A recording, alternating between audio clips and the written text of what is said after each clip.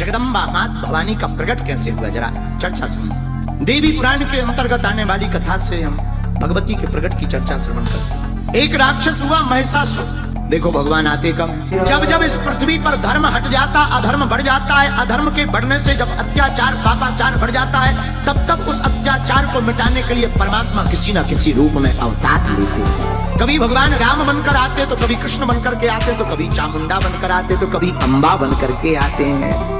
माँ के अनेक रूप, माता अष्टभुजाओं वाली, करुणा बरसाने वाली जगदम्बेश्वरी माँ अम्बा महिषासुर मर्दनी बनी। और प्रकट कैसे हुई? दो भाई थे, रंभो करम, दनु के दोनों पुत्र, बड़े बलशाली बलवान, लेकिन दोनों ने तपस्या की। राजा इंद्र चिंता में पड़ गए। अच्छा, जो भी ज्यादा तपस्या करता है इंद्र को टेंशन हो जाए। इंद्र को इसलिए टेंशन हो जाए कहीं हमारा सिंहासन ना हिल जाए। ऐसा होता ही है अक्सर, छोटा नेता कोई बड़ा कार्यक्रम कर दे तो बड़े नेताओं के दिमाग खराब हो जाते। बोलो सीताराम। उनके दिमाग इसलिए खराब हो जाते कहीं हमारी कुर्सी ना हिल जाए। इसीलिए बड़े नेता हमेशा छोटे नेताओं को बाहर करते रहते हैं कि इनके बड़े कार्यक्रम होने ही ना पाए। बोलो सीताराम। ऐसे ही यहाँ पर टेंशन नहीं चल रही, नीचे ऊपर भी टेंशन चल रही। देवताओं में इंद्र को टेंशन कहीं हमारा सिंहासन ना कोई छुड़ा ले। तो दो भाई थे, एक का नाम रंभ, एक का नाम करम। दोनों ने तपस्या की। इंद्र चिंता में पड़ गए। एक दिन इंद्र ने ग्राह का रूप धारण करके करम का पैर पकड़ा, मार डाला।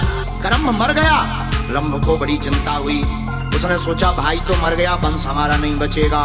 रंभ ने भगवान ब्रह्मा की तपस्या की। ब्रह्मा जी प्रकट भय, वरदान मांगो। रंभ बोला महाराज हमारे कोई बचा ही नहीं है आगे पीछे, अब तो बेटा हो जाए, बेटा होने का आशीर्वाद दे दो। और जितने भी लफड़े किए सब ब्रह्मा जी ने किए। जितने वरदान, आप पुराण पढ़ो, रामायण पढ़ो, जितने वरदान देंगे सब उल्टे सीधे वरदान ब्रह्मा जी देते हैं। अच्छा देखो, वरदान देने वाले ब्रह्मा जी है, लेकिन ब्रह्मा जी उसको वरदान देते हैं जो तपस्या करता है, फल करता है, उसी कर्म के हिसाब से उसका भाग्य बना देते हैं। लेकिन एक और देवता है जिनका नाम शंकर जी। शंकर जी ऐसे जो भाग्य में ना हो वो भी ले जाओ। दोनों देवताओं में अलग है। ब्रह्मा जी वही देते जो कर्म होता है। शंकर जी क्या देते? शंकर जी कहते तुम्हारे भाग्य में कुछ भी नहीं है, नो प्रॉब्लम, बेलपत्री चढ़ाओ, हर हर भोले, कुछ नहीं तो शंकर जी के पास चलेगा। जो भाग्य में है वो ब्रह्मा जी की कृपा से मिलेगा, जो भाग्य में नहीं है वो हमारे भोले बाबा की कृपा से मिलेगा। एक दिन ब्रह्मा जी गए पार्वती जी के पास, मुंह लटकाए हुए। पार्वती जी ने पूछा मुंह क्यों लटकाए? कहा दिमाग खराब है, क्या हो गया, कुटपिट के आए होगा। ब्रह्मा जी बोले कुटपिट के नहीं आए, हमें तो ड्यूटी छोड़नी, नौकरी बंद कर। कौन सी ड्यूटी? ये इंसान बनाने की, हमें नौकरी नहीं करनी, फैक्ट्री बंद कर, किसी और को जो काम। पार्वती जी ने पूछा क्या दिक्कत है? दिक्कत बताओ, हम सॉल्यूशन देंगे। अरे बोले क्या सॉल्यूशन देंगे? सॉल्यूशन तुम्हारे पति हैं। पार्वती जी बोले हमारे पति? हमारे पति क्या? अरे बोले आप अपने स्वामी जी को, हस्बैंड को समझाओ, वो खतरनाक है। क्या खतरनाक है? ब्रह्मा जी बोले जो भाग्य में है वो तो मिलता ही है, जो भाग्य में नहीं है हम लिख देते हैं, बेटा नहीं होगा, इनकी कोई पूजा कर ले, धट से बेटा दे देंगे। हमारा तो दिमाग ही खराब है, जब इससे अच्छा तो हम फैक्ट्री बंद कर देते, कौन रखे। अच्छा देखो, जो भाग्य में है वो ब्रह्मा जी की कृपा से मिलता है, लेकिन जो भाग्य में नहीं है वो शंकर जी की कृपा से मिलता है। हम तुमको बता दें, शंकर जी भगवान शिव है भगवान, और उनकी पत्नी पार्वती, पार्वती है जगदम्बा, शक्ति और शक्तिमान, दोनों इस पृथ्वी पर भगवान शंकर और शक्ति के रूप, पार्वती के रूप में। तो ब्रह्मा जी से रंभ ने प्रार्थना की, महाराज हमारे कोई बेटा नहीं है, संतान नहीं है, संतान हो जाए ऐसा वरदान दे दो।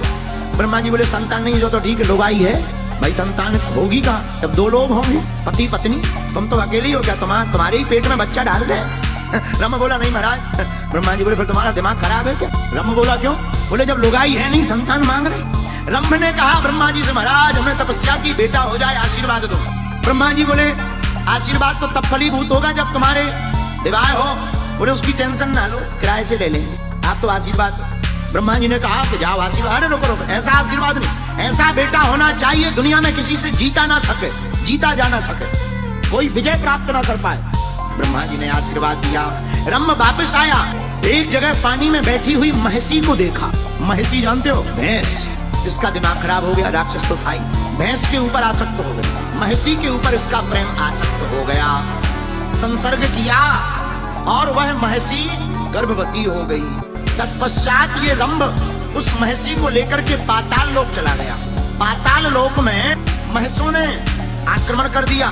ये महिषी को लेकर के रंभ भागा, यक्षों के पास गया, यक्षों ने रक्षा की, रंभ तो मर गया, महिषी बच गई। लेकिन जब रंभ मर गया तो रंभ की शरीर की चिता जलाई गई, तो महिषी ने भी प्राण त्यागने का विचार किया और उसी के साथ चिता में जलने के लिए आतुर हुई। और जैसे ही अग्नि में बैठी, उसी वक्त तदंतर महिषी वटवृक्ष के सामने जहां चिता रंभ की जल रही थी, उसी में जाकर बैठी। तो दो अग्नि में से दो शरीर धारण करके राक्षस प्रकट हो गए, रक्तबीज और महिषासुर। महिषासुर नाम का राक्षस प्रकट हुआ, रंभ का पुत्र, बड़ा बलवान, इतना बलवान कि पूछो ही मत। महिषासुर ने भगवान की तपस्या की, ब्रह्मा जी फिर प्रकट भये। ब्रह्मा जी बिल्कुल गम नहीं खा, ब्रह्मा जी दोबारा प्रकट हो गए। बताओ, ब्रह्मा जी को टहम ही गई, फिर प्रकट हो। महिषासुर, तपस्या बहुत की तुमने, कई हजार वर्षों तक। जी महाराज, वरदान मांगो। महिषासुर बोला, वरदान देना ही है तो अमरत्व दो, अमर हो जाए। ब्रह्मा जी बोले, तुम्हें क्या अमर कर दे, हम खुद अमर नहीं है, हमारी गिनती फिक्स है, हमारा भी एक दिन बायोडाटा कटना है, और तुम कह रहे हैं अमर होने का वरदान दे दो, हम भी अमर नहीं है। ठीक है महाराज, तो और कोई वरदान मांगो। महिषासुर ने वरदान मांगा, महाराज ना मैं मानव से मरूं ना नर से मरूं, सबसे मांग लिया, नारी छोड़ दिया। ब्रह्मा जी बोले तथास्तु। बाद में से याद आया कि नारी से बचने का वरदान नहीं मांग पाए। ब्रह्मा जी बोले अब क्या है, पर इसने विचार किया, नारी तो अबला होती है, अबला नारी करेगी क्या। लोग नारी को अबला समझते हैं, पर भारत एक ऐसा देश है जहाँ नारी को अबला नहीं समझा जाता। ये वो देश है जहाँ यत्र नार्यस्तु पूज्यन्ते रमन्ते तत्र देवता। कभी भी नारियों की निंदा नहीं करनी चाहिए। नारी माँ है, माँ शक्ति है, और शक्ति की जो निंदा करता वो कम जिंदा रहता है। इसने सोचा नारी तो अबला होती है, करेगी क्या। महिषासुर ने अत्याचार प्रारंभ कर दिया, सब देवताओं का छुड़ा लिया सामान। देवताओं से बोले तुम काम धाम के नहीं हो, भागो यहाँ। यहाँ तक कि शंकर जी और विष्णु जी युद्ध करने आए, महिषासुर के सामने टिक नहीं पाए। विष्णु जी ने चक्कर चलाए, थोड़ी देर में भैंसा बन जाए, थोड़ी देर में पुरुष बन जाए। सिंह लिया, विष्णु जी के हृदय में मार दिया। विष्णु जी भी भाग गए, शंकर जी भी भाग गए। देवताओं ने कहा कि भैया भागने में ही फायदा है, कान भरने वाले बड़े खतरनाक होते हैं। किसी ने महिषासुर के कान भर दिए। कहाँ पड़े हो तुम देवताओं को हैरान करने में, तुम्हें कुछ कर नहीं है, इंद्र का राज्य पालो, इंद्र सिंहासन तुम्हारा इंतजार कर रहा है, चलो खाली है कुछ। महिषासुर ललकारते हुए इंद्रलोक में पहुंच गया। इंद्र खबरदार। इंद्र बोला आओ हुजूर, हम तो खबरदार। इंद्र ने जैसे ही देखा, महिषासुर बोला आओ हाथ मिलाओ। इंद्र बोले बाद में मिलेंगे, बाय बाय टाटा। पहले ही दौड़ लगा ली, कौन मारे। और चुगलखोर खतरनाक होते हैं। इंद्र के इंद्रासन पर महिषासुर बैठ गया, और जहां देवता मंत्री बनते थे वहां राक्षसों को बना दिया। हटो देवता, सब देवता भाग गए। अच्छा, देवता भागने में बड़े माहिर, जितनी भी कथाएं पढ़ो देवता भागते। तो हम एक संत जी के साथ चर्चा कर रहे थे, क्या देवता भागने में माहिर है। एक जन बोले महाराज देवता इसलिए भागते हैं क्योंकि उनका सेल्फ स्टार्ट नहीं होता है। हमने कहा ये सेल्फ स्टार्ट क्या होता है। बोले जो अपनी साधना के बल पर देवता बनता है वो तो भगवान के स्वरूप हो जाता है, भक्त कभी भागता नहीं है, भक्त तो जागता है। देवता भागते हैं क्योंकि देवता किसी के अधीन है, देवता परम सत्ता के अधीन है। हम लोग भी परमात्मा के सत्ता के अधीन हैं, लेकिन अंतर है कब भागना चाहिए।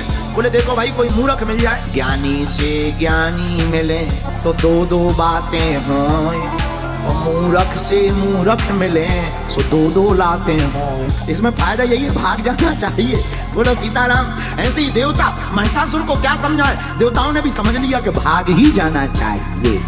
महिषासुर बैठ गया, और जब अत्याचार बढ़ गया, तब जब अधर्म बढ़ जाता, पाप बढ़ जाता इस पृथ्वी पर, तब तब परमात्मा कोई ना कोई रूप लेकर के प्रकट होते हैं। अत्याचार बढ़ गया, देवता परेशान।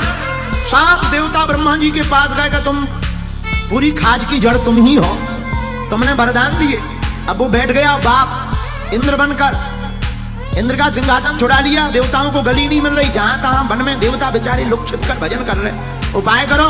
ब्रह्मा जी बोले हमारे पास उपाय नहीं है, तो दूसरे बोले हैं वरदान है, वरदान दे देते हो, उपाय नहीं है। ब्रह्मा जी बोले टेंशन मत लो, चलो भगवान विष्णु के पास। शंकर जी के पास होते हुए विष्णु भगवान के पास गए। विष्णु भगवान बोले क्या उपाय है महिषासुर को मारने का। शंकर जी बोले एक ही उपाय है। क्या? इसको वरदान है कि ये किसी से मर नहीं सकता बिना नारी के। और नारी इतनी बलवान कौन, जो महिषासुर के सींग बड़े बड़े, कहीं लग जाए आफत हो जाए। माताएं वैसी ममतामयी होती, कोमल होती, दयावान होती, कौन बचाने वाला है। तो भगवान शंकर ने कहा एक उपाय है। क्या? हम तीनों देवों की शक्ति अगर एक हो जाए और एक रूप में प्रकट हो जाए तो महिषासुर को मारने की शक्ति प्रकट हो सकती है। और देखते ही देखते विष्णु ने अपने तेज को निकाला, ब्रह्मा जी ने अपने तेज को प्रकट किया, भगवान शंकर ने अपने तेज को प्रकट किया, और तीनों का तेज प्रकट भया, और परम्बा जगदम्बा मातेश्वरी साक्षात रूप में प्रकट हो गई। और माता दिव्य रूप लेकर के प्रकट भई। मातेश्वरी को देख करके त्रिदेवों ने प्रणाम किया। माँ, हम सब पर आज संकट भारी, महिषासुर नाम का एक राक्षस बड़ा भारी संकट, आप कृपा करके बचाओ। माता ममतामयी जगत जननी भवानी पराम्बा ने कहा चिंता मत करो, हम अभी देखते हैं। और इन्हीं अम्बा जी ने उस महिषासुर का वध किया। इस प्रकार मां भगवती प्रकट भई है।